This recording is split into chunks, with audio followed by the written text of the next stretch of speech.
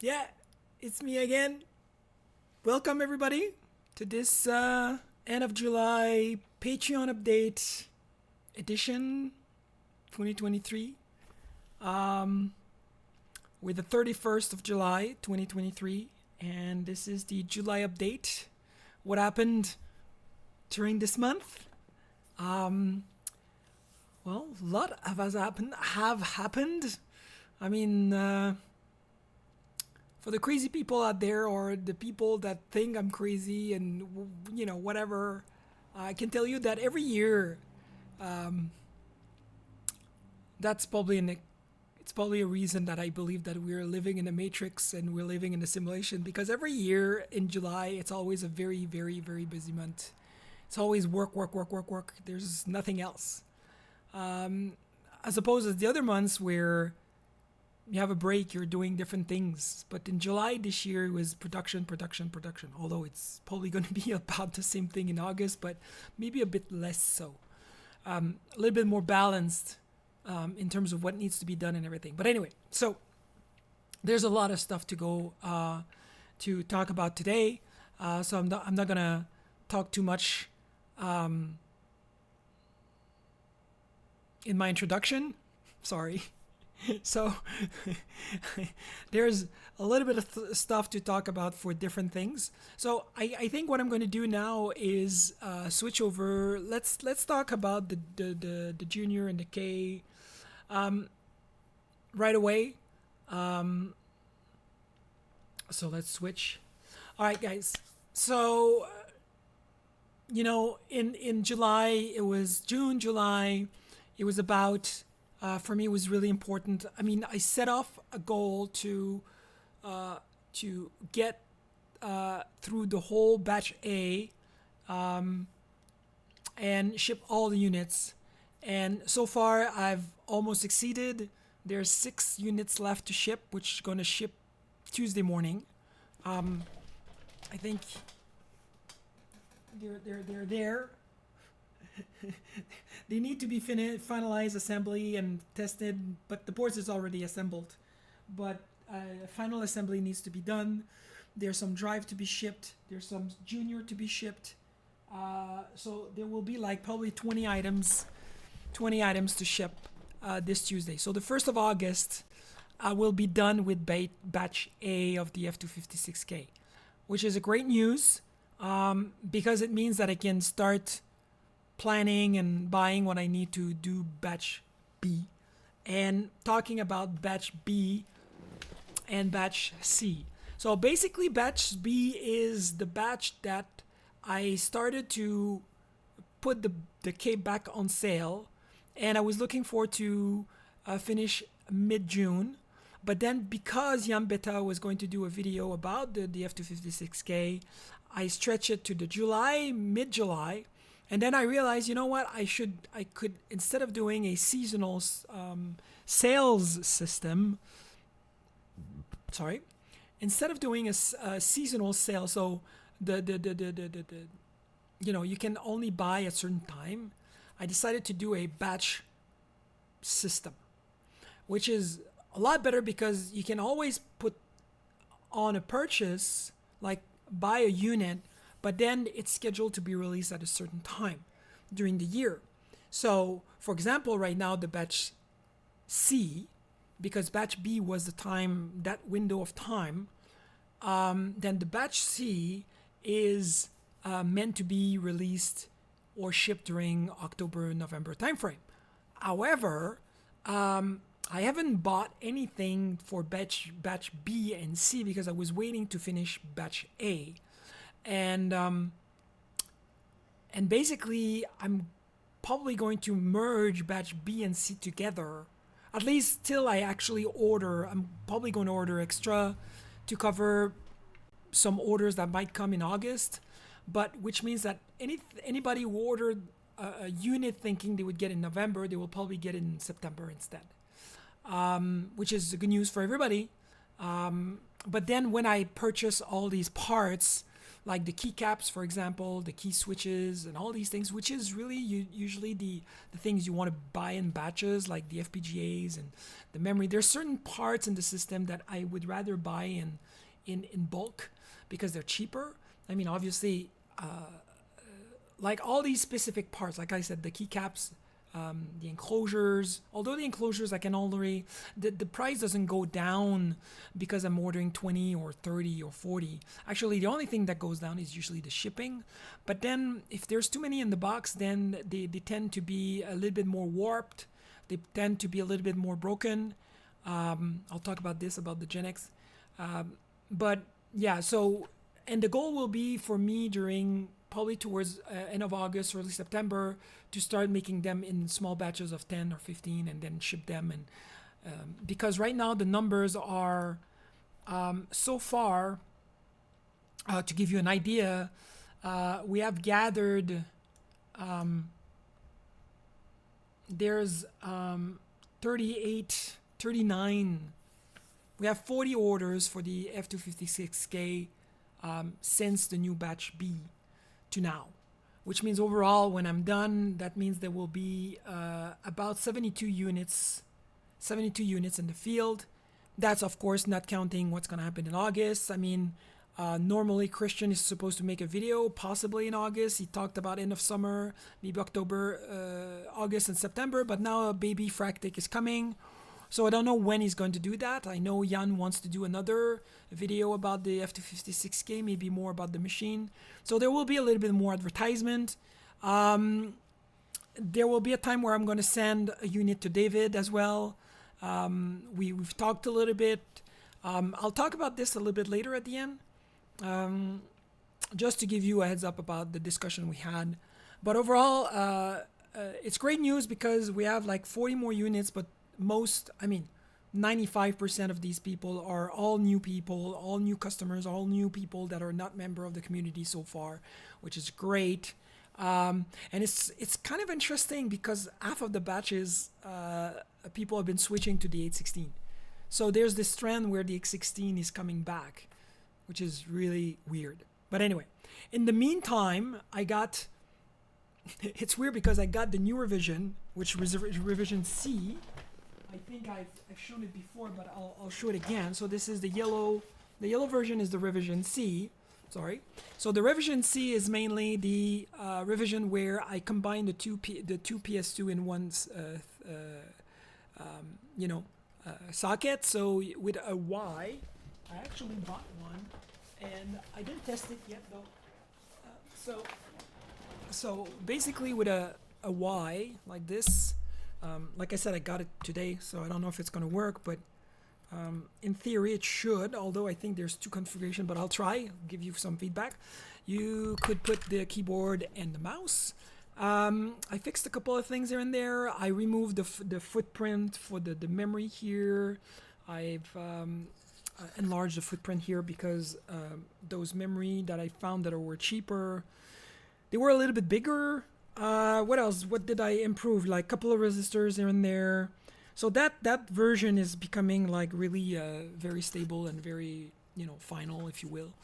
When I got those new boards, usually what I do is I will populate the backside first, of course, and I'm going to make a bunch of them because they're really quick to make. It's really, really fast. I can probably make like 10 within a couple of hours. It's really quick because most of the parts are built by the machine, and whatever is left to be put on is few parts that the oven is the one that takes the most time out of the process. So I usually I will do like, if I have 4 orders, I'm going to make 8 backside. And then when comes the time, then I'm going to build like, if I have 4 orders, I'm going to do four top sides or maybe 6 top sides. And then thinking that, I'll have a couple of spares. The funny part is by the time I got myself to do these guys, I did build 8 backsides. And by the time I did the front side, I sold them all. So actually I have 9 orders and I have 8 boards built. So the next person will have to wait a little bit before I do a new batch. But the lead time is usually 4 to 6 weeks nowadays, so it's kind of normal. But it's kind of funny that I was like, okay, I'm going to do a little bit more just in case. So throughout the sales of the F256K, we're going to sell, we have sold 10 more units. So that means that overall, right now, it doesn't look like much, of course, but when I'm done with this, that means we have like 60-ish, close to 70 units, the junior in the field, plus, so we're gonna cross the 100 units overall. Again, it's not a lot considering that David with the X16, they're planning to do thousands of units, but they got money to do it. But it's fine. Anyway, so it's very cool. It's very exciting for me because with the new system with the F256K, we can money's coming in. I can do some orders and it's postponed a little bit later. But the deal is right now I'm shipping all these products, because you have to understand that when I'm shipping F256Ks, usually there are going to be a lot of stuff aside, like the cartridge, the RAM cartridge. Some will order the drive, some will order the 4N 4Ss. And so all these things have to be fabricated next to it. The drives are usually quick to be manufactured, but I have to build everything. So that's why there's a pile of drive next to them, because some are going with the F256K. I have to package both of them and everything. So, but my goal during July was to finish batch A, to do all the accessories, all the drives, all the cartridges. Stuff are happening outside. It's almost 3 a.m. Anyway, so the deal is, by doing all these accessories, there's a lot of work involved to complete all these different things, and then I need to gather everything and ship everything, and even the shipping process, I need to test things and test and test and test to make sure everything works. And like, for example, the drives, I'm using a C128 to make sure everything works great, because the C128 is the one that uses the serializer, the faster transfer thingy, and usually the 1541 or the F256K doesn't use that circuitry, so I need to use a C128 to test them. So I need to go through a lot of hoops and test the serial and this and that, and joysticks and all that. But anyway, so like I said, there's a lot of stuff. Like even the new batches of Ks, there's like a lot of drives that comes along, a lot of cartridges, a lot of 4N 4Ss. So I need to kind of prepare all these things beforehand. But it's great because it's added bonus, added money coming in. And I know I'm talking about money, but for me, it's a way to, survive and keep doing this. So far, so good. So the F256 family of products, those two things seems to be right on the money. I mean, the junior is accessible, it's cheap. The other one is definitely more expensive, but the overall fabrication of the F256K is relatively easy compared to a 2560K or a Gen X or something like that. So overall, I'm really happy about what's going on.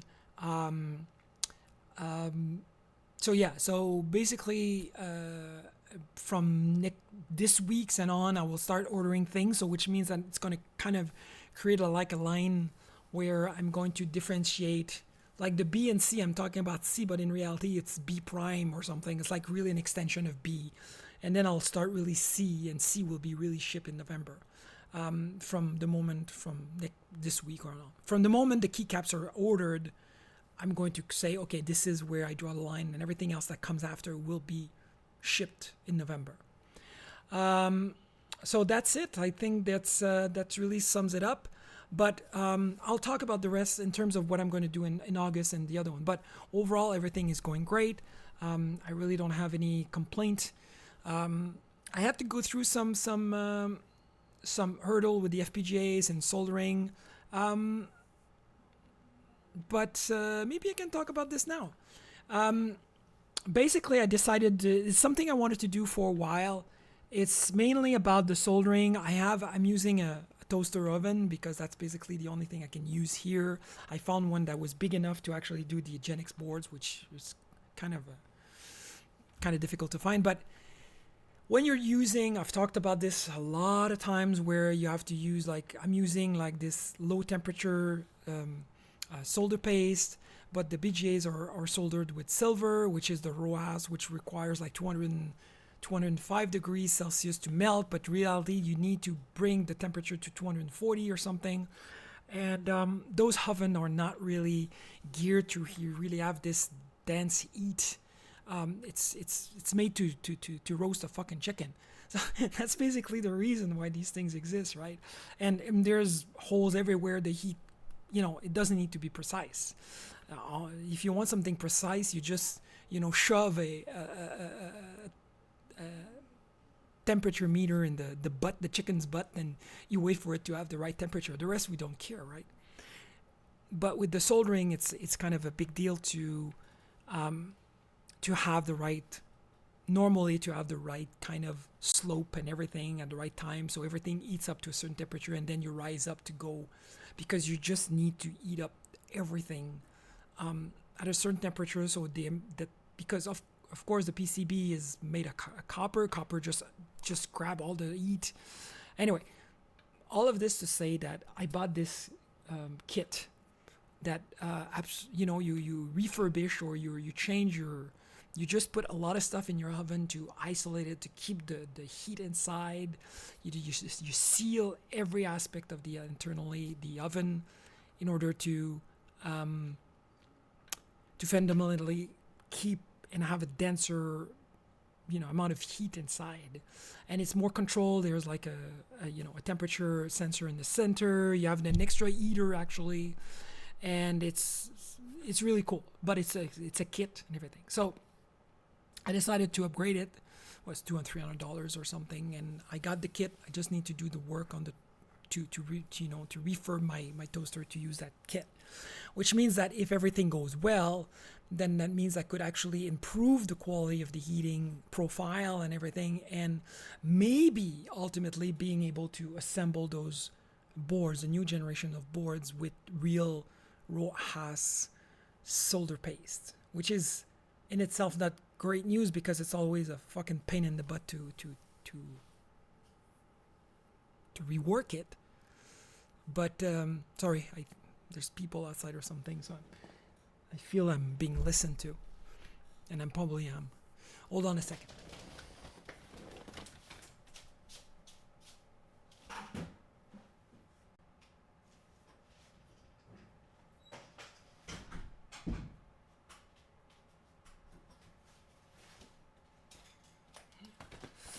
Sorry about that. I won't have much time to edit it out, but I'm sure you'll be fine. All right, so the overall arching story of this is that having a better eating oven with a good profile will make the soldering quality better. And even if I keep the low temperature solder, because so far the low temperature solder use behaves more like a there's this word grazing, whatever. It's like when you use a metal to join two different type of metals together. Grazing, I don't remember, but I'm sure you know exactly what I'm talking about. And acts like this more, although I've been eating more, and most of the time it's going to melt and everything. But if the temperature is not right, and the low temperature solder paste tends to crystallize more. So if the soldering if the balls under the BGA didn't melt quite enough, then what holds it to the board is the low temperature and solder paste, and then it tends to crystallize sometimes. And if I ship my boards in Europe, this is where it's going to break, and then it creates these weird effects. So I got a few experiences like this, so that's why I got delayed a little bit on the Rev A, the batch A, because I basically reballed half of the batch with leaded solder, because I want to make sure the joints would perfect and they would travel well. So I actually make them specific to be shipped in Europe, so make sure that they wouldn't break in the travel. But I'm trying to do better and try to improve on that, because it was a big delay, and I didn't need this. But anyway, so in terms of toaster, reheat or a reflow or everything, I'm trying to improve on that sense. So it's going to make things a lot easier for me in the future, make things a lot more smoother for all the different boards. Because when it comes to the Gen X board, for example, I'll show it to you later, there's a lot of heat involved. I need a lot of heat to make it happen because, those BGAs don't look much, but you have to understand that those older BGAs are basically, it's a small PCB with balls underneath with plastic and the die on top. But fundamentally, it's like you have to heat the main PCB at 240 degrees Celsius plus the BGA PCB plus everything, all the balls. And that's because there's so many balls. The underneath is usually the place where it's the biggest problem. But those oven are great because they have element underneath and on top. Because there's these cheap Reflow oven in the market, Chinese, but they just eat on the top. They don't eat underneath, and this is where the heat needs to come from to really do these big BJs. But anyway, so that's why it takes a lot of time for me to just reball everything and leaded balls to make sure it's going to work, and that's what we've been doing with it. So it takes a lot of my time. So that's one of my objectives this year, or it's been one of my objectives to try to cut down on things that I don't have to do if I had the right equipment. I'm still in my home, I'm still in the same apartment, so it's not like I can buy a big reflow and plug it in the 240 volt and get it going with the I need a place for it, but I'm not quite, don't make quite enough money so far to do this. So that being said, I'm trying to improve my equipment. I'll talk more about other stuff as well. But in a nutshell, that should help into making batch C, B, and C a lot quicker in the future batch in the future. So that's it for the F256K. You know what? Let's do the drive. Let's move to the drive. All right, so the drives. There's some news about the drives. Okay, so I have a lot of orders for the drive. I mean, I've been selling probably 50 drives overall so far. Again, doesn't look like much, but still a lot of drives. That's including the people that bought drives like this and some that included the drive with their units. One of the problem I had is that I was running out of finding those drives, the mechanical drive, like the mechanical part of the drive was difficult to find. I mean, they're there, but to find a good pricing and find them in quantity, it's starting to become more difficult. And so that's why I kind of put the whole drive sales on hold, although you could still get a drive through if you bought a F256K. So I put the whole drive thing on hold. Now, I didn't know that Jan Beta was going to make a video about the drive itself. So there's a lot of people in the waiting list, but fortunately enough, I found from the place I've been buying those drives, secondhand drives and everything, usually they're coming from old server racks and everything. People think they're coming from laptops, but no, they're coming from servers. I mean, at least the place I'm buying them are coming from servers. And I've been buying all those drives from them. They're usually trying to sell them at high price, but nobody wants them. So I buy them in high quantity and everything. Wow, high quantity, like 50 pieces at a time. And so last time I bought pretty much everything they had. I did find another supplier. I didn't contact them, but at the end of the day, we actually, I mean, at the end of last week, I was talking to them about buying more because if I want to reopen the orders, I need to find more drive. And actually, they ultimately found a new model, a different model. Same look, same everything, but it's a different company. So I'm going to test this drive and it works great. Then they have like 50 or 70 in stock, so I could buy them all and then be okay about making more drives. And even the high density in the future, at some point when I have time. So that's good news. So that means I can reopen the orders and get these drive made.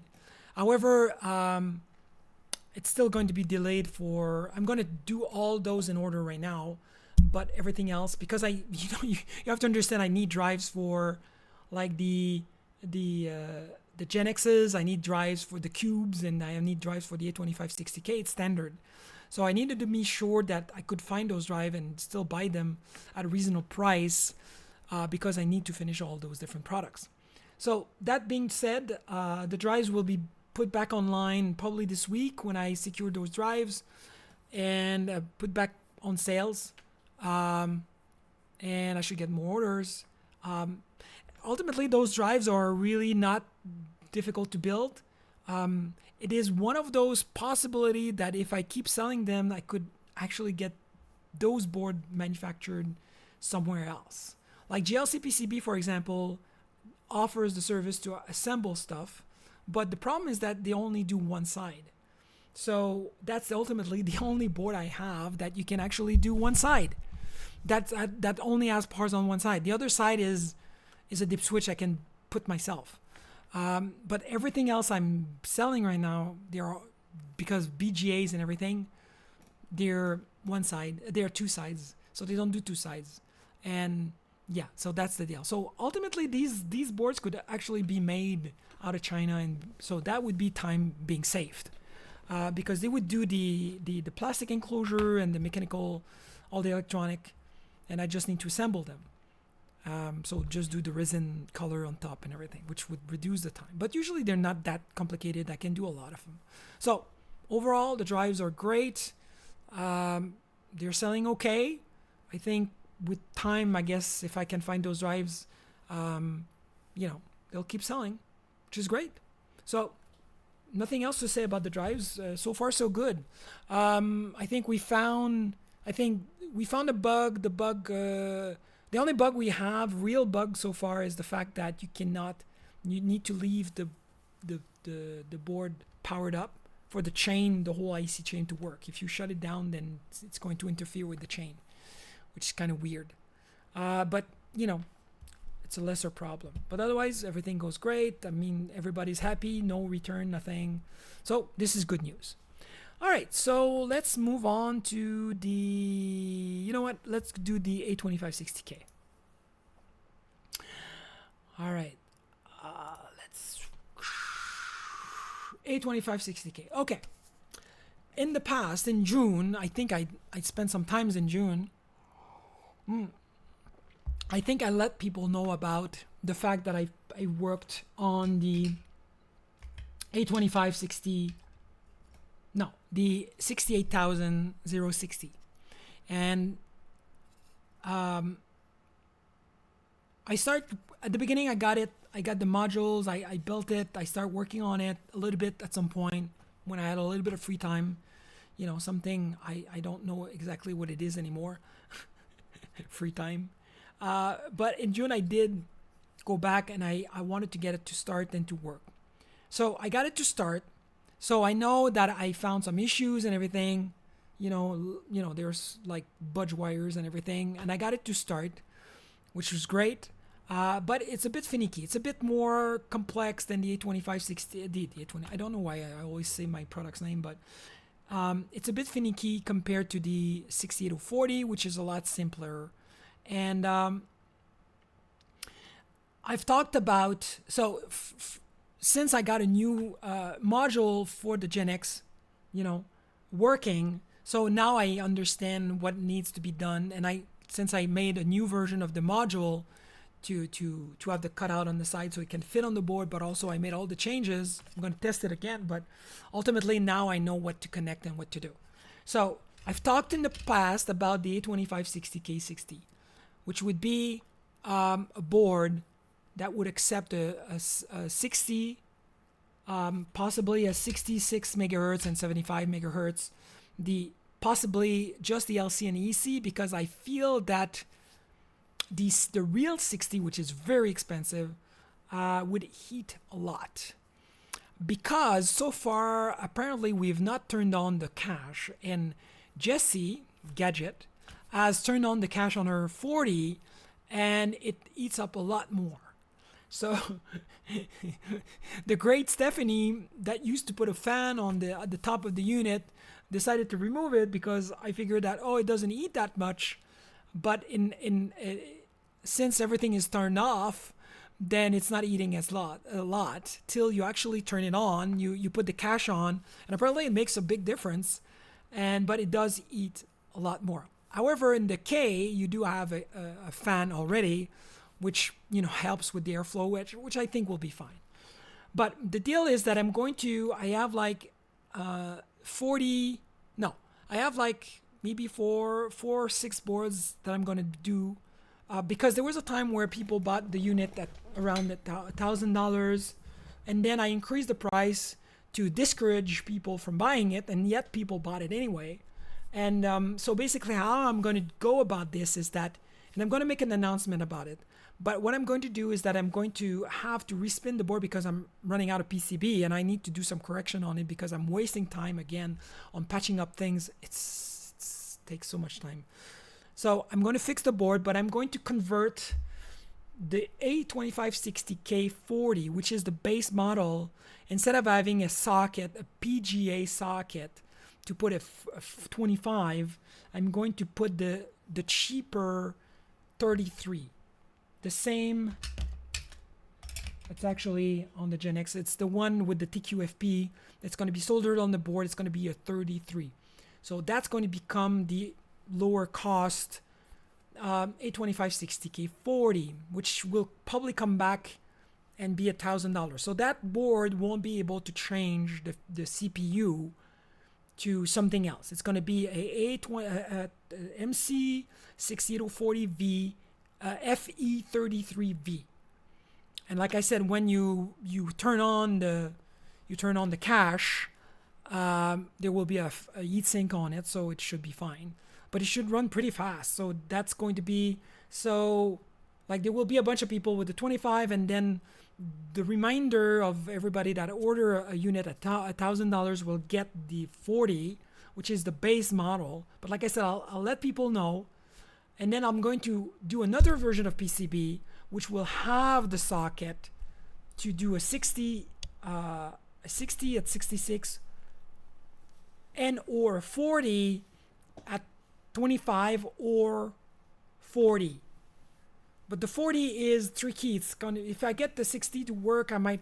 It's because the 40 you need to run the bus at 40. The CPU bus at 40.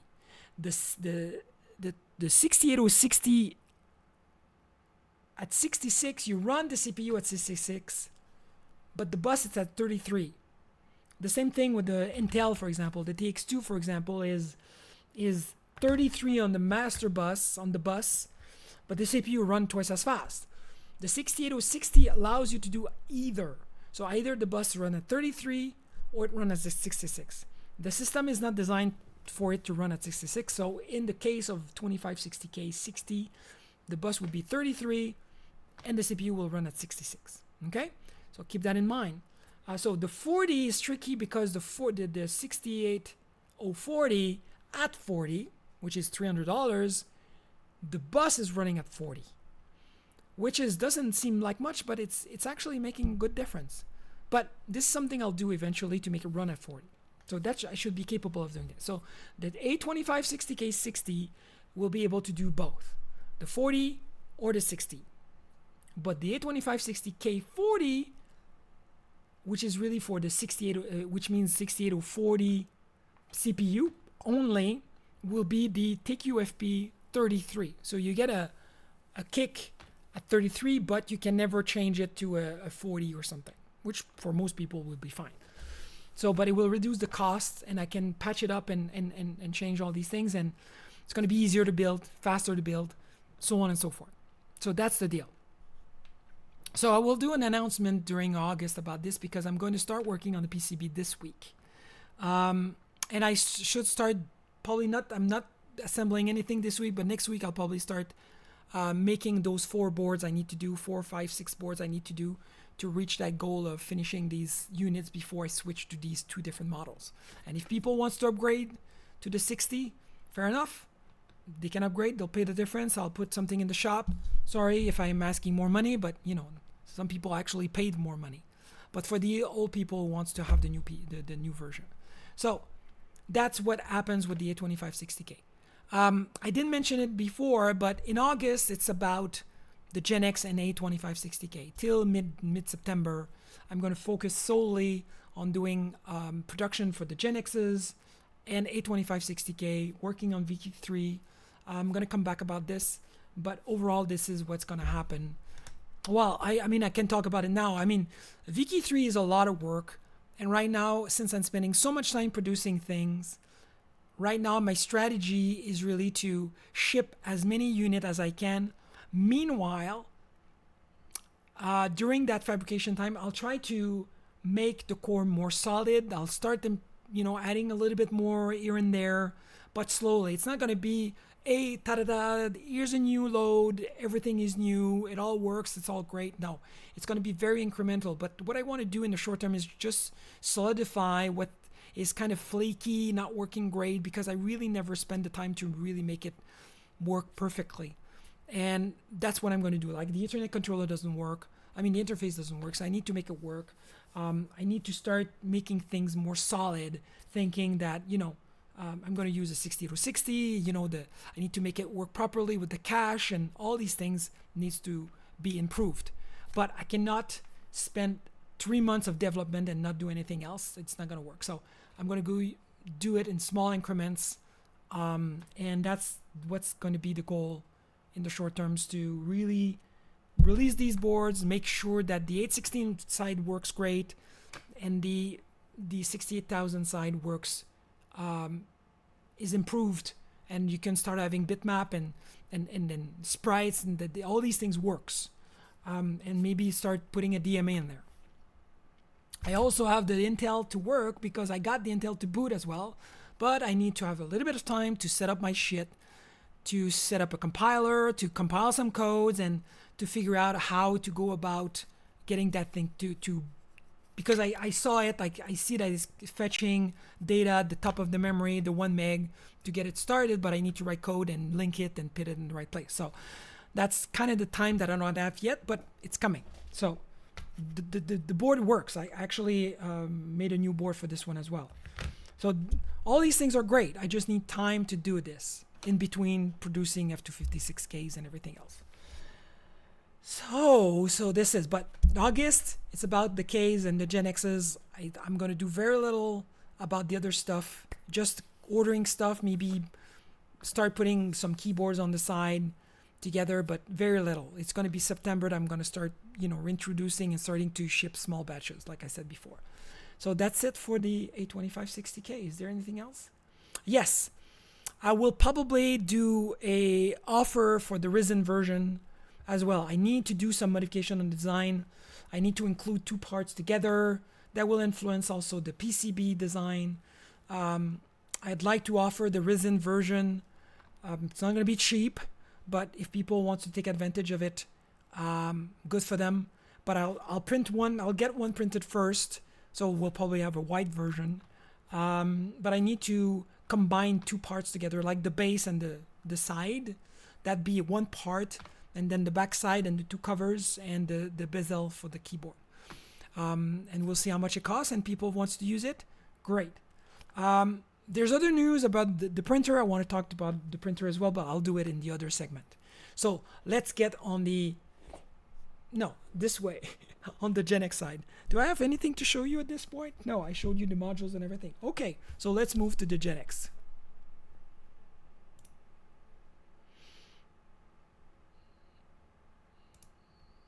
All right, wonderful people, member of this great community, Patreon.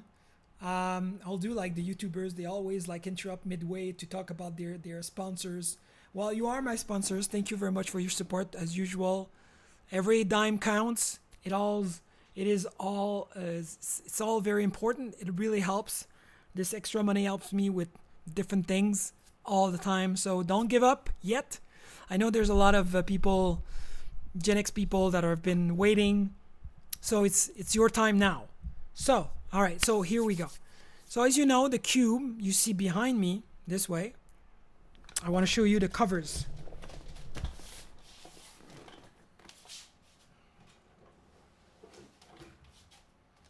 So I think I showed it last time. Put them here.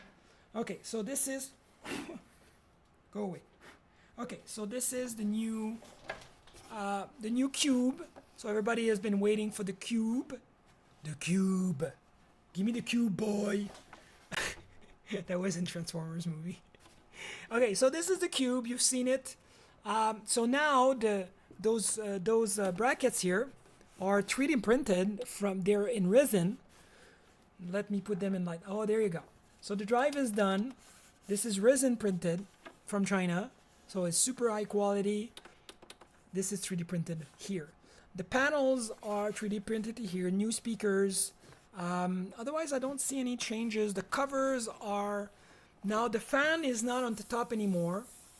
The fan will be inside on the CPU and will be connected to the drive, the fan controller. So it's going to be more you know, what's the word I want to use? It's going to be more like a intimate fan for the CPU because apparently it makes a difference. Because Jesse got some issues with the heat at some point because it was really heating up everything inside the enclosure. So having a fan is a good idea. After all, I might reintroduce the fan eventually, but I don't think so. I think I'm going to keep the fan because there's a lot of vents. I just need to create an airflow around the CPU. So it's going to be a smaller fan, but it's going to be a lot closer to the, you know, like the old days. Okay, so everything is made out of resin. Now I've been thinking about offering a beautification package, which I'm going to talk in a second. But overall, the only thing I need to print locally is the panels.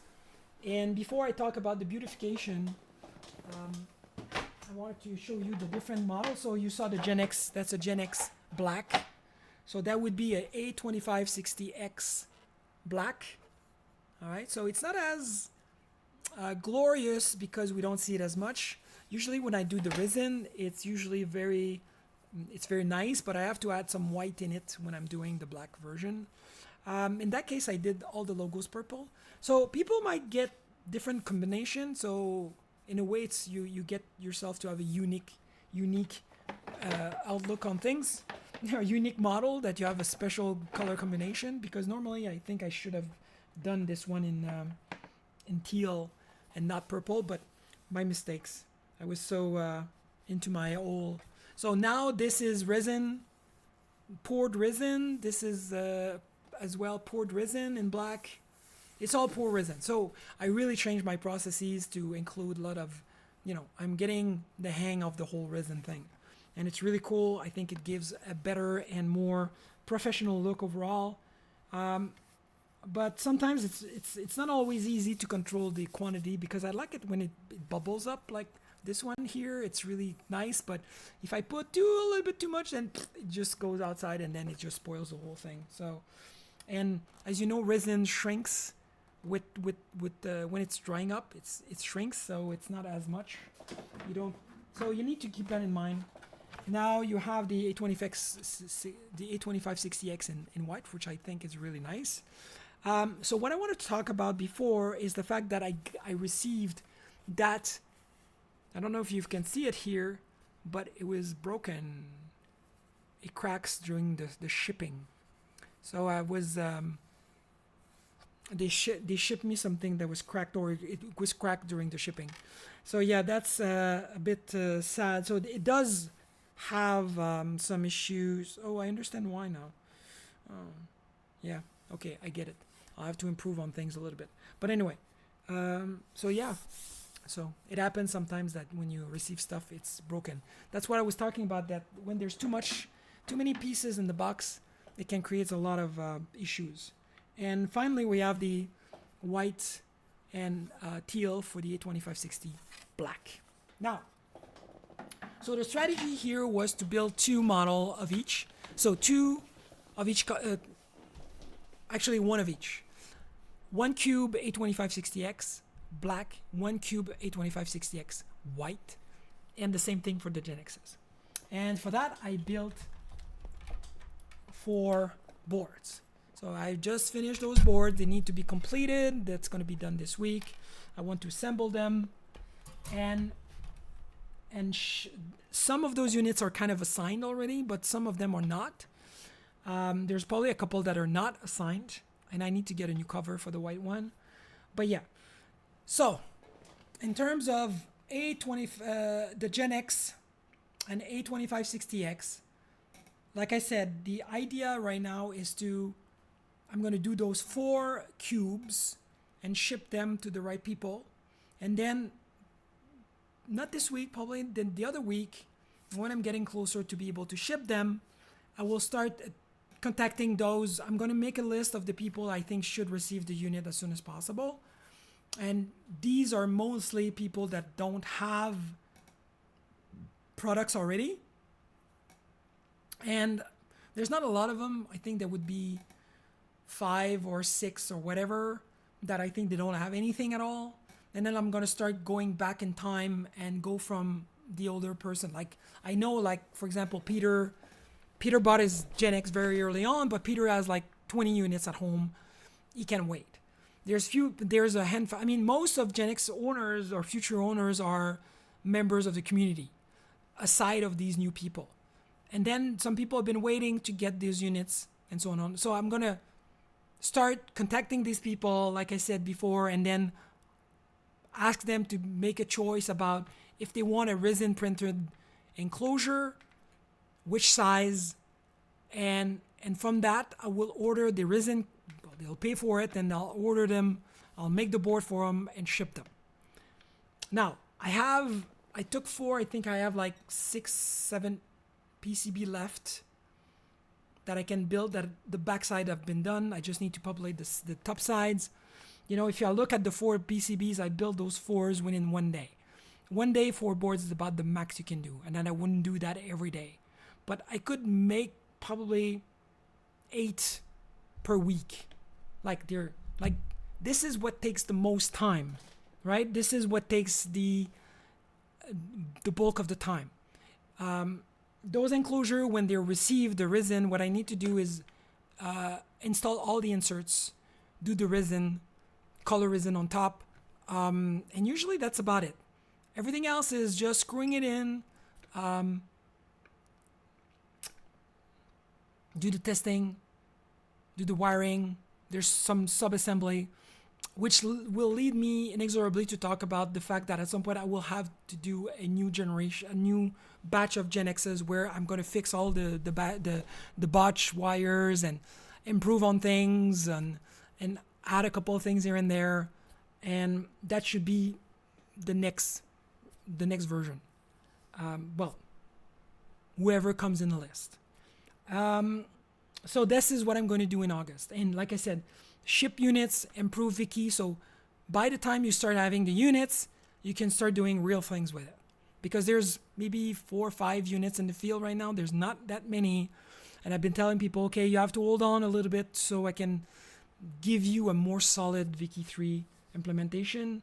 Like, for example, Jesse was trying to get the network to work and the network controller interface doesn't work. But for my defense, I never really got the time to do it because nobody was using it. So I just need to spend the time to make it work and everything should be fine. So that kind of thing. So that's why I'm going to do a little bit of both. So I need to, like for example, this week I'm not assembling anything. I need to do the modification for the A2560K, create those 2 boards I've talked about, get them to manufacturing.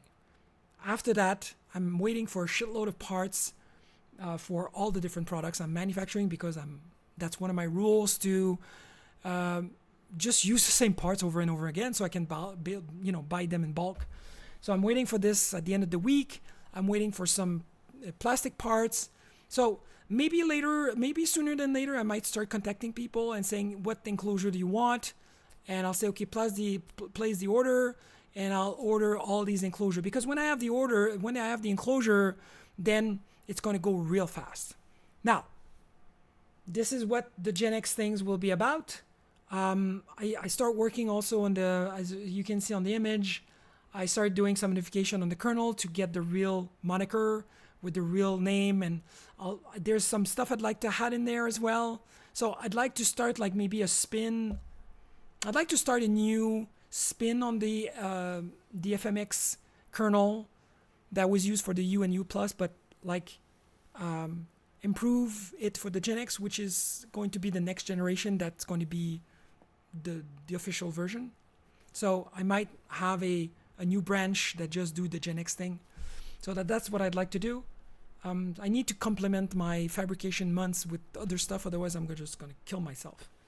I've gave a lot of time to fabrication in July, so I'd like to not repeat if I can. Actually, I might take a few days in August while I'm talking about this. Okay, so August will be the Gen X month, 825-60K month. I don't plan on fulfilling. My goal is really within the next 6 weeks, 6 to 8 weeks, before I pick up on the F256K again, is really to ship at least half of the orders of the Gen X. And like I said, the balance of the half are mostly people that have already like 20 products, Phoenix product at home. So then I can do a little bit of them once in a while. The K is the same thing. The K, I'd like to do more Ks to get rid of all the Ks. I have like 10 to 15 Ks, but if I do resin, it's going to go a lot faster. So this is the plan, right? And also for the K, I will the Gen X. I'm going to introduce the 68060 module that if people want, they can buy, they can purchase. So this is because now I have the V, which I don't think anybody will get this one. They'll get the 23 FE23 instead of 2025 because this is expensive, and for 25 megahertz I don't think it's worth it.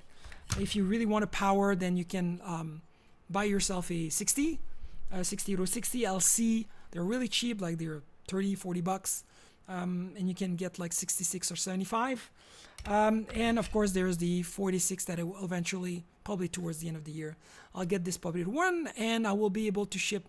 I'll probably get it to work, and they'll ship it to the people who bought one in the past because there was like a handful of people who wanted it. I could probably put a DX4 on it, on DX400 as well, because the bus is still 33 megahertz, which is really the most important part of all. So let's talk about the panels before I get into the beautification part. Okay, so in the past, so far the 3D printer, my PLA 3D printer, because I bought a resin printer to do prototyping for different parts. I'll talk about this another day. So I purchased, the Voron. One of the issues I've been having with the Voron for a while, actually, I mean, since the very beginning, but it was not so much of a big deal, I found ways to go around, was the fact that my plate is crooked. So it's like bent in the center. And the way the Z calibration works is that the metal detection sensor on the head that just probe different point on the bed is the matrix they use, or the points they use on the bed is very limited. You can only do like a 5x5 pickup, and they extrapolate the rest. So of course, depending where you pick up the information along the way, and whether you're at the bottom of the curve or on the right side of the curve, and if you don't pick up the right information, then the calibration is off. And even if you're trying to correct the plate to be straight by putting some duct tape, or not duct tape, but some Kapton tape to raise the bed, well, obviously the metal detector doesn't detect it, so it just fucks up everything. So that's one of the reasons why sometimes there's some variation in the texture of the piece, because sometimes the calibration, or the way the extrapolation works, it's going to be off a little. So if I'm too close in one place, I'm going to be too far away, and then things starts to twist because I'm too far away, because the variation between the highest point and the lowest point is pretty high. So I ended up watching a video not so long ago about this, because I was like, okay, I need to improve the quantity of points, but there's not that many points you can add to the calibration procedure. So you can do a 5x5, maybe a 7x7, but it's still very limited. So if your aluminum plate that has been heated is warped, then you're kind of fucked, right? So I watched this video where this guy said, hey, you can buy this plate. It's like, because apparently what I've learned is that those plates needs to be they need to be molded, right? It needs to be molded. The plate needs to be created out of molded aluminum, out of a mold, not machined out of a piece of extrusion because there's a lot of tension in an extrusion. And when it's being machined and heated, then it warps. So since the kit comes from China, I don't think they bother making a mold.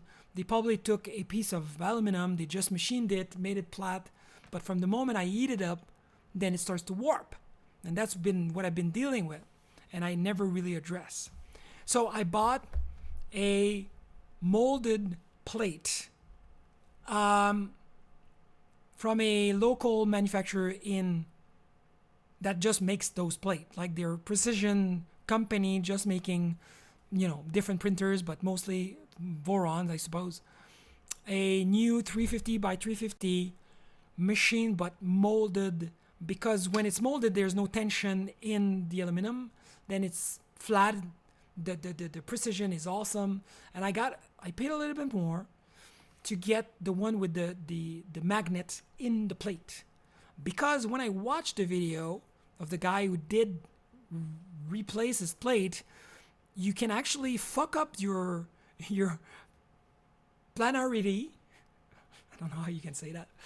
The precision of the plate, you can fuck it up by if you install the magnet that comes with the PEI sheet, you might fuck up because when you install the magnet, which is a big piece of whatever material that is magnetic on top of the plate that sticks to the plate, you can actually fuck up your planarity. I suppose that's a word.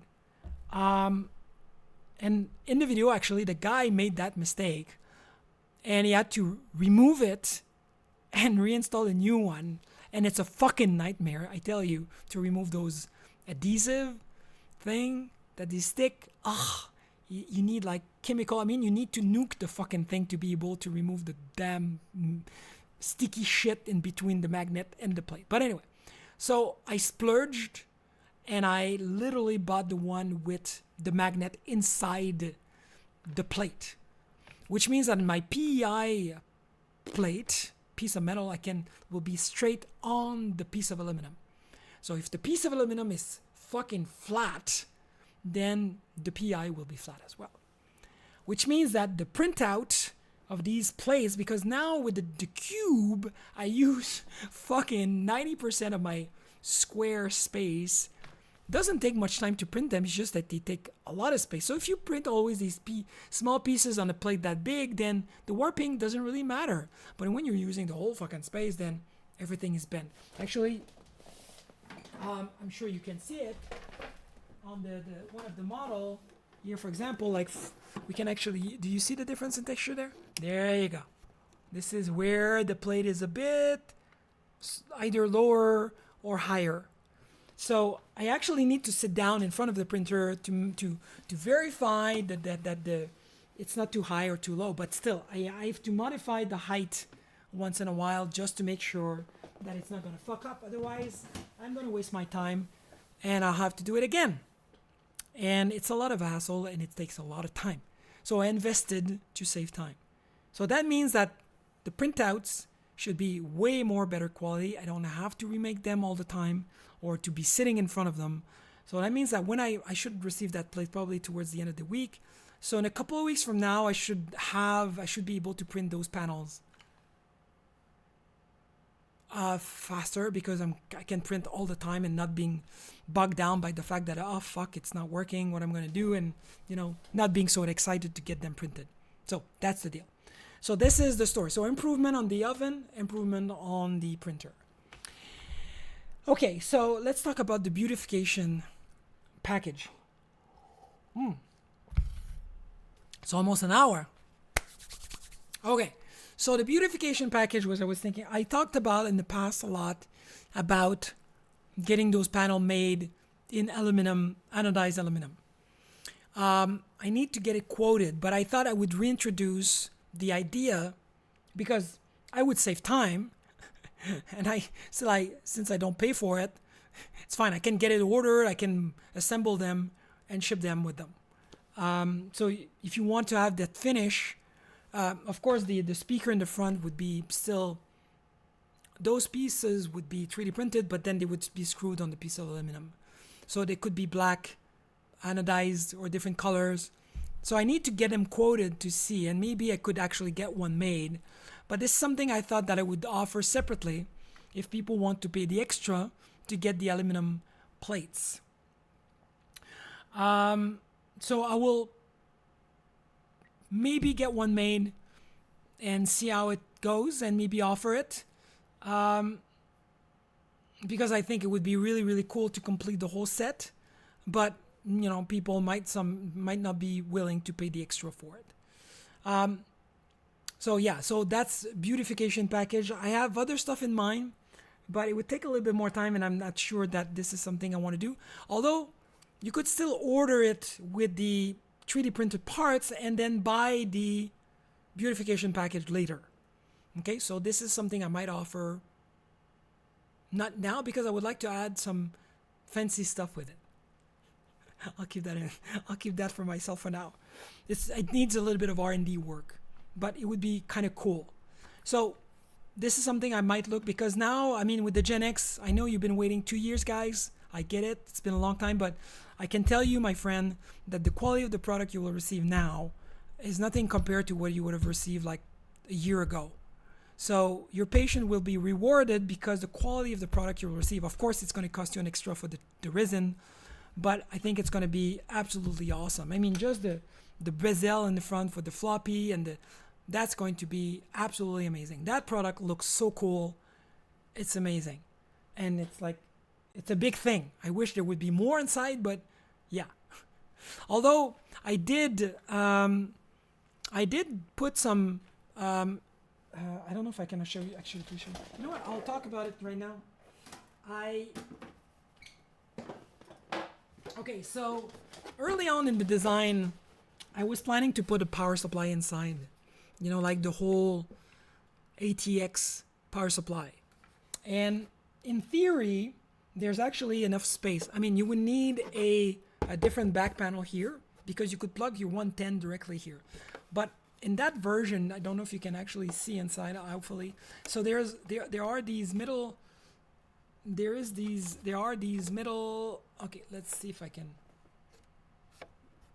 Part of the post. Oh, here we see one here. No, not this one. This one. Sorry, it's all inverted. This one here. Okay, so I think we see this one here. So I don't know. There's a part of the post higher. There you go.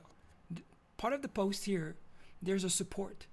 There's a hole inside in the middle, and it's actually there's for each post. There's a bracket in the center, or the piece of plastic in the center. It's not centered, but it's actually meant to be a place to put an insert to actually put like an X in the center. Like I don't need an X to get the thing to support itself, because it's very solid. But I did put in the center, or a way to install something inside, like a platform in the middle, almost in the middle. So you can actually install the power supply and then put the power supply inside. So I would just need to create a 3D model for this, and to 3D print it, and then create a backside that is different to support the different holes to put the ATX power supply. If one would be interested to do this, so one would be able to do it. So that's what the cube could offer you. That's the cube thing. That's not a lunchbox thing. It's a cube thing. So if somebody would like to make it more heavy and put the power supply inside, like a real ATX or a mini one, like the one we put in the mini ATX, you will have eventually the possibility of doing this. So yeah, this is it, guys. So ultimately the Gen X and the A2560K will become like the F256K, like really good quality. I cannot do better than that. I know it comes to an extra cost, but some people will be willing to do it. Again, people can choose to have their 3D, their resin enclosure, their enclosure in resin, not in resin but PLA, but it's going to take a little bit more time. Again, so I really encourage people to go in with resin. If it's just the white, it's still the white. Again, for those who plan to get the white, please keep it out of the sunshine because the sunshine will get it to yellow. So that's part of the story. And that's it. That's what the Gen X. So it's all about it now. We're here. After I shipped all these things for the F256K, the drives and everything, this is really the end of it. I mean, for now, so I can really dedicate all my time. The boards are great. I mean, I still need to budge them a little bit, but overall, I think we're off to a good start. So I'm really happy about that. So I guess by the time September arrives, some people should have received their Gen X and so on and so forth, and we'll go from there. So I want to really give a big push to get as many Gen X, A2560X, A2560K, as many units I can during August. Work on VK3, start to work on VK3. It's going to stretch over 6 months anyway, but I really want to make it more solid for people to really start being enthusiastic about this. And after that, I'm going to slow down and pick up the F256K. And in fall time, I'm going to probably start talking about the new things. And I can talk about it a little bit. So I will go back to my main screen, just to be different from you guys. Okay, so let's talk about the overarching situation. I think I've mentioned in the past that I think some people picked up on the fact that at some point I wanted to move on and do something else. And I did apply to get, I don't remember if I actually talked about it, but anyway, I don't know. Early on in the year, I was really in the mood I was kind of stuck. I mean, the Gen X has been on my mind for a long time. And again, I feel that it's been a long time. There was always a pressure, but people never bugged me about it. And I'm really, really grateful about this.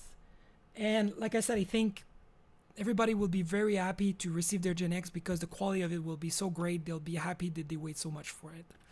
But for me, the Gen X has always been this big, anvil that I was carrying everywhere, kind of limiting me to do anything else, and always that weight that couldn't get me to. But I have this thing, I have ADHD, so my thing is always to find something new and more interesting to do. And the Gen X was interesting in the beginning, and then I moved on to something less interesting, and it became boring, and then so on and so on. So I'm really trying to work real hard to not do that. So I have a lot of ideas. I want to do new things, but before I get into these new things, and I'm really working hard again, I'm saying twice, I'm really trying hard to focus to finish the Gen X and trying to find a new flame in it and trying to find new interest in it. And hopefully the incoming VK3 will get me to do new things and, so I can find it interesting. And so the goal right now is really get on with this. And so to come back to the employment thing. So I did apply to many jobs and overall, I had always like a plan B. I said, okay, if I'm going there, I can do this, I can continue, I can finish what I started, and then move on. But I have to admit, guys, it lasted for 6 months, and every possible opportunities came and went.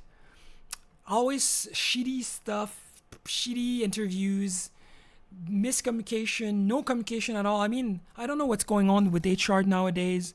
I mean, these fuckers, like these Gen Z interviewers, they're really bad at communicating. They don't communicate at all. It's very upsetting. It's like, what the fuck happened? But anyway, they all failed. So at some point I realized that, you know what? I think I need to stop and start reading the room a little bit. Like, I was like really into the whole idea of, if I go somewhere else, because I need change, right? I'm kind of waiting for a break that would allow me to be able to do a little bit more than work all the time, right? I'd like to have enough money so I can go and have a vacation, but I can't because I'm stuck because I have to do this. And, I realize that I don't mind doing this. I actually enjoy it. It's just that since I've been doing it for 3 years nonstop, I'm kind of, okay, I need vacation, but I can't. I'd like to be able to do a little bit and have a more normal life. But what I realized that I cannot have a normal life till I'm done, or a good portion I'm done with the big units, to get my queue emptied. Because then what I have left are just the new orders, and I know I'm not selling a ton of these guys, and the F256Ks and the Junior, which are pretty oiled up in terms of how to fabricate them, and I can make them pretty efficiently. So when I'm done with this, so I have 2 or 3 months to last before I can really start to breathe and say, okay, what I can do, because I need to do new things. I need to be excited about new things. So right now, and I think one of the reasons Paul left was that I gave those hints at the beginning, and he captured on the hint, and I think it disappeared because of that. Because if you're going to go away, it's going to disappear. And I know I've kind of give a lot of cues about this, and I tried. I tried. It's not because I didn't try. I tried, but it all failed. And you know what? At some point, you just say, you know what? This is enough. It's not working. I think I need to keep going, but I just need to find a way to be in peace and find somehow an equilibrium. Find something new to do that doesn't impede too much my actual work. And again, the fact that I have this wait with the Gen X people, I know they're waiting. I know they'll be patient still, but I'm really coming to a point where, okay, guys, I can start shipping and mostly satisfy those that have been waiting because they're really waiting for it. The other ones I can wait a little bit more, so the weight of the waiting will go away. Even if the pressure is not really there, it's still there. I create it for myself. I need to get rid of this. So just finishing all this, that's a lot of weight getting off my shoulder, even if there's 40 more to do. But I know these guys know they're going to have to wait, which is different. So the job hunting is gone. I'll be honest with you guys, be transparent about this. There's still one that exists that was really early on. It happened. I got one interview, and it's still in the air. They had to postpone the whole thing. It's on the back burner because they need to approve the place. So that could come back and pop up. But right now, it's in my mind, it's off the table. I'm going forward, full steam ahead, and that's why at some point I'll send a unit to David to get more eyeballs to be on the units so I can deal. But I need to be prepared if there's more order coming in, and so on and so forth. So the mindset right now is that I'm keeping going, need to get these guys out to make it the best as I can, to give you the best quality as I can, and I think we're reaching that point, which I'm really happy. So I'm not going anywhere. I'm keeping doing this, and like I said, if the release of the X16 possibly can bring in this new synergy and let open people's mind about it, because what I see is from the comments of Jan Beta's video, is that there's always this vision of, or this view of people is like, oh, there's no software running on it. Like but they don't understand that it's really about the experience of actually creating software. So I wrote an answer to somebody who was saying the same thing, like a bunch of people, and I said, you know what? You're watching, you're looking at it like you're looking at the glass half empty, instead of seeing the glass half full and say, hey, it's a doorway to great new opportunities and new possibilities and a renaissance of the retro time where you could actually create new games and new things. So there's 2 ways to see about it, like to look at it. Like either you get into it and say, you know what, I want to be one of those people, because there's so many, like for example, C64 developers that could actually move on to this platform, even if they could buy a Gen X for $200, $300 and start developing new things for an increasing, that's what the X16 people will do, right? So I guess if I can deal with my own, ADHD, my neural divergence, and try to stick to the program and keep going, I'd like to believe that there's still a place for us in this community that will be already filled with a lot of, X16 and Mega 65, and we have our place in there. And that is basically the idea that encouraged me to keep going. I'm going to do things a little bit different. Because so far I've been designing things and I've been following a path and recycling a lot of my design to cut down the time to design. But the next generation will be a bit different. And to give you a hint, I've talked about the refurb of the redesign of the FMX, but I'm not sure yet if I'm going to do that. However, I've talked about the portable. I'd like to do a portable unit, like a Nintendo Switch type machine, which would be an A16 machine, but would be using the latest and greatest FNX FPGAs, which is, smaller. There would be some DRAM, DDR RAM instead, a lot faster, and using an embedded 816, so very integrated. But it would resemble the F256A, but it would probably be like a definitely a more powerful version. And I know this is going to take time to do, but I thought I had a discussion with Jason this Saturday, and I'm thinking that maybe by the fall time or towards the end of the year, I could come up with a eval board. Well, not an eval board, a development board. So basically the circuitry of what the portable unit would be, but then it would be like a development board, and it would help finance, if you will, the development of that product. So the way I thought about it is that I would charge X amount of dollars for the development board, which would be more expensive than the value of the board itself, but I would give like 50% off on the portable unit itself. So you would get the portable a lot cheaper by the time it comes out, because I need to work out the mechanical and everything. So you see my schedule is really towards the end of the year.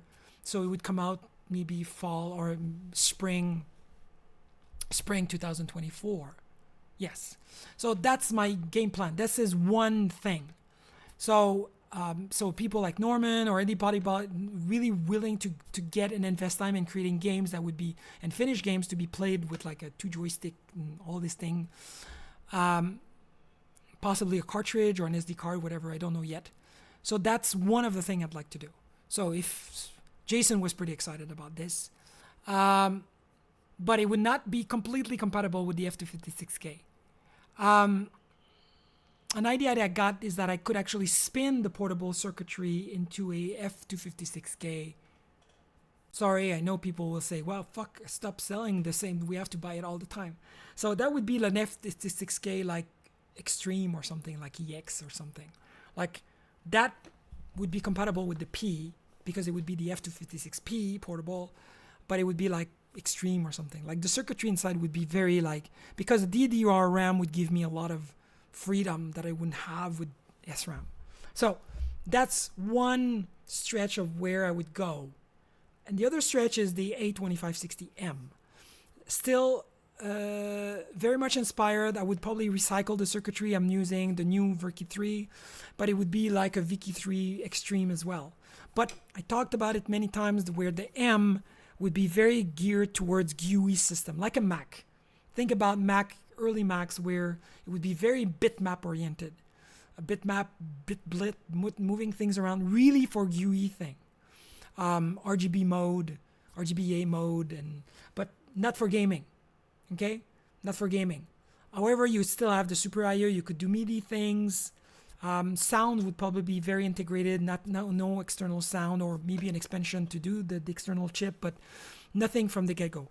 I will do two versions as well for this. The same thing as the A2560K. We'll do a cheap version with the A25M40, same thing, with the same chip, the 68040 at 33, and I would do a model more expensive with the 68060, and that model, both model could do actually drive an LCD and maybe do like a Mac enclosure or something, but that would be separated, so that would be more expensive. That's one of the things I want to do in the future, which is to be more artistic in nature, do the high volume thing. For me, high volume is really the Junior and F256K, and do the fancy stuff that people are willing to put the money to get, that are really unique in design. So more artsy, maybe make 10, 20, 40, but then it's going to be very specific, definitely more expensive, but more fun for me to do. So I keep a section to do this. And like I said, that board would be definitely more towards like what a Mac could be. And possibly we could put a Mac core in there to allow people to do both things, if anybody is interested. It's really the continuation of the idea that I had with Micah. So these are the two ideas. There's another ideas that might come, but in 2024, it would be to actually make a smaller Gen X. Like go back to the idea of to make it more like a 9x9 Gen X, or maybe a 6x6 Gen X, or even smaller. Really to make it like a cube, like a really like a just a model, just a cube, but everything is inside, but way smaller, like a small cube. So that's another idea, but 2024, somewhere like. So the portable is really turning me on. The A2560M is something I want because they both going to use the same kind of circuitry, the DDR controllers and everything, which is new. So there's a lot of new things to deal with. So I don't have time to do this right now. It's going to be when I'm really free of the Vicky 3, the Gen X for shipping. I'll probably start early. I'll probably start in October, November at my free time. There's also the drive, the high density drive I want to do at some point, maybe in September. I just need to get a PCB made and finish the back engineering and get it to work. So that should be released before the end of the year. But it's not a priority. So that's where I stand right now. So these are ideas. I don't know what's going to happen. Maybe the job opportunity I talked about will pop up one day and say, hey, do you want to come? And blah, blah, blah. I might keep going. I don't know. But right now I'm keeping. It's full time. That's what I'm doing. These guys are off the table. I mean, they might come back, may never come back. Who gives a shit? My goal is ultimately, like I said, I'm repeating myself, but I really hope that at some point the F256K and the Junior can pick up enough so I can sell enough during a month that I can actually start,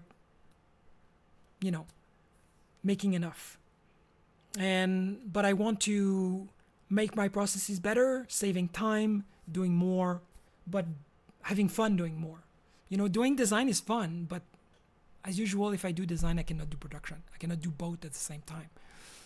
Or at least I cannot do like big batches at the same time. So I need to get on with shipping batch B and C and shipping all the drives, shipping all the stuff, all the Gen X's, and becomes to a point where if there's Junior coming in, there's a lead time of 4 to 6 weeks anyway. So that doesn't take that much time. I have time to do it in between my R&D development. The Gen X I don't sell enough to really make it like, oh, I'm jammed, I have to do 20, that kind of thing. I will readjust the pricing as well. So the A2560K will be 40, will go back to $1,000. The other one will be 40. Will be 400, 1,400. So I need to readjust all the pricing to make sense. And yeah, so this is where we're going. But again, don't hold off, don't hold your breath on the new things, because it's really going to be happening probably. If there's anything new coming out, like the dev board for the P, that would be mostly in December, January. And I really want everybody to be happy with what they have. Get the fire from smoldering to be on fire, so people can go back and develop their shit. And we get this new enthusiasm to get the Gen X and the A2560, all the big CPU to be implemented, and hopefully I can get out of being the milestone where people are waiting for me, and get off of the way and let people do their thing. And yeah, maybe at some point somebody will want to buy 50 of these guys, like the F256K or something, and next year I'll come back with something new. Of course I will. A big awesome machine.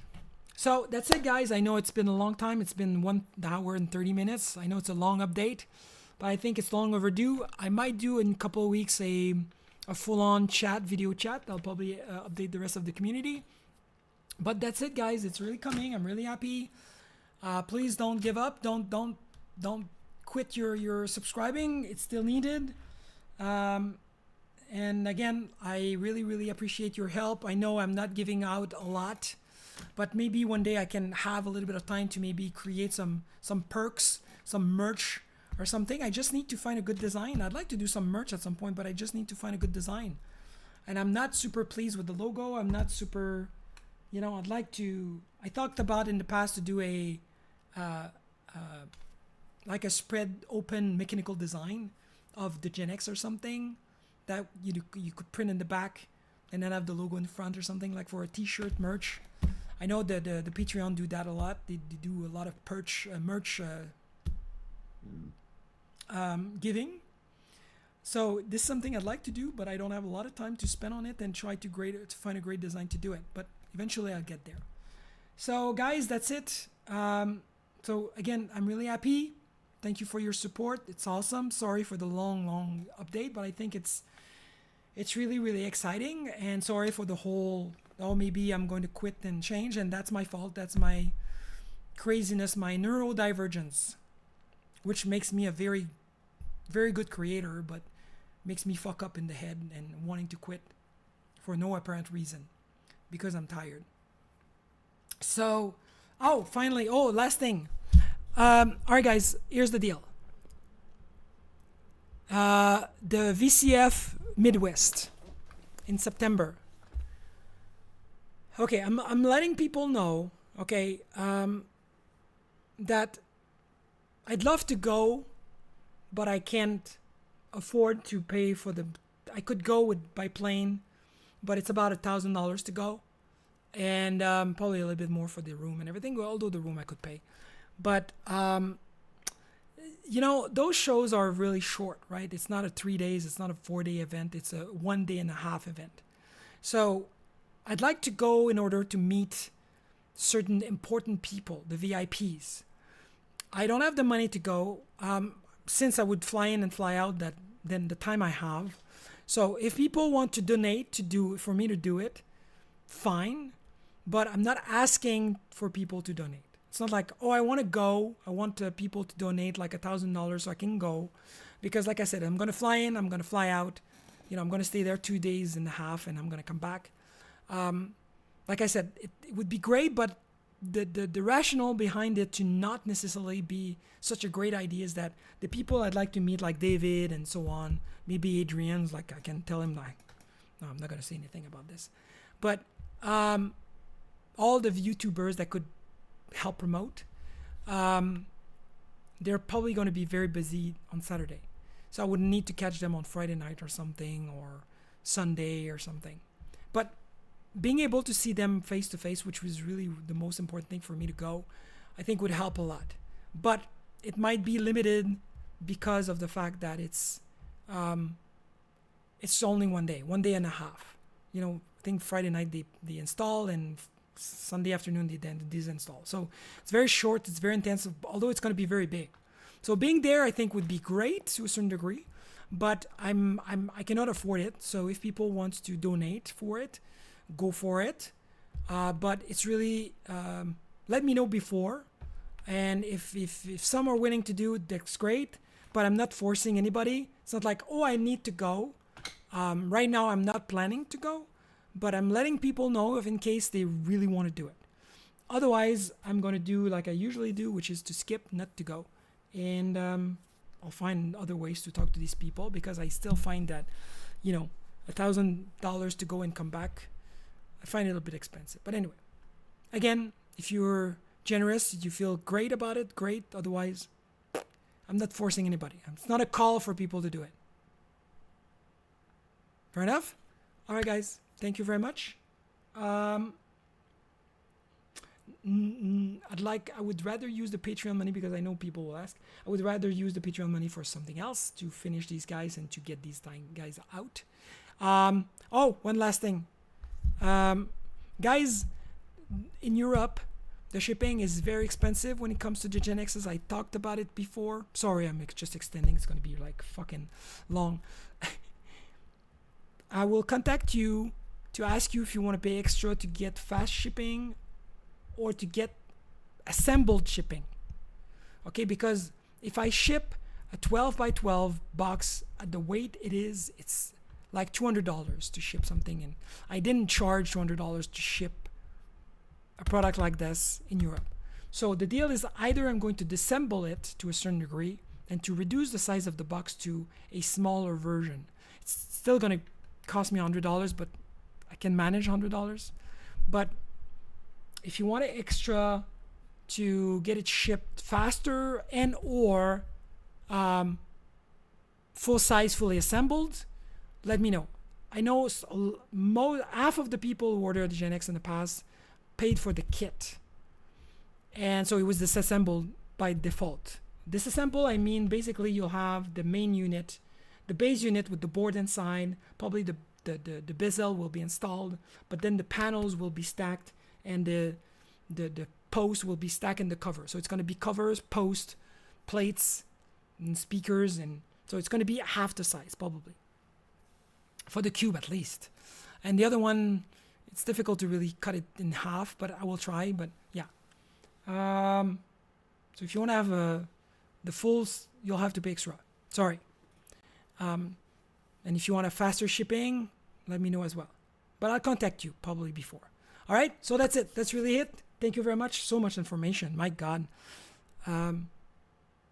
Keep an eye on the website and everything. I need to make it cleaner. I need to make it better. I know. No time. Fuck my hell. Anyway, thanks guys. Thank you very much. Love you everybody. Thanks for your money. I like it. Give me more. Give me more. I'll see you soon, guys. If there's anything, let me know. All right. Cheers.